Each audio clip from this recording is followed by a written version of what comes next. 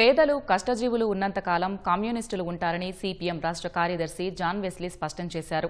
వర్గ పోరాటానికి నష్టం జరుగుతుందని తాము ప్రత్యేక తెలంగాణను వ్యతిరేకించాం, అంతేకాని ప్రత్యేక తెలంగాణను తాము అడ్డుకోలేదన్నారు. హైదరాబాద్ సోమాజిగూడ ప్రెస్ క్లబ్లో నిర్వహించిన మీట్ ద ప్రెస్లో జాన్ వెస్లీ మాట్లాడారు. ఒకే మతం ఒకే భాష ఉండాలి, ప్రతిపక్ష పార్టీ ఉండొద్దు అనేది బీజేపీ ప్రధాన అజెండా అని జాన్ వెస్లీ ఆరోపించారు. బీజేపీతో ఏ పార్టీ కలిసిపోయినా ఆ పార్టీ పని అయిపోయినట్టే అని ఎద్దేవా చేశారు.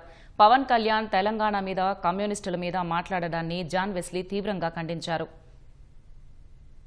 జనసేన పార్టీ నాయకుడిగా ఇక్కడ ఏదైనా వాళ్ళ పార్టీ పెట్టుకొని మాట్లాడుకొని విషయాలు చెప్పుకొని ప్రజలకు ఏం చేస్తారో చెప్పుకోవడం అనేటటువంటి దానికి అభ్యంతరం లేదు, చెప్పుకోవచ్చు.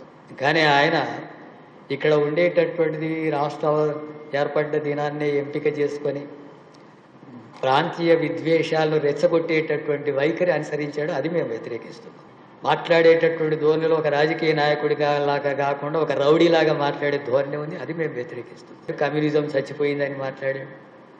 కమ్యూనిజం గురించి మినిమం అవగాహన లేనటువంటి అజ్ఞాని అతను మతి భ్రమించి మాట్లాడుతున్నటువంటి అంశాలు.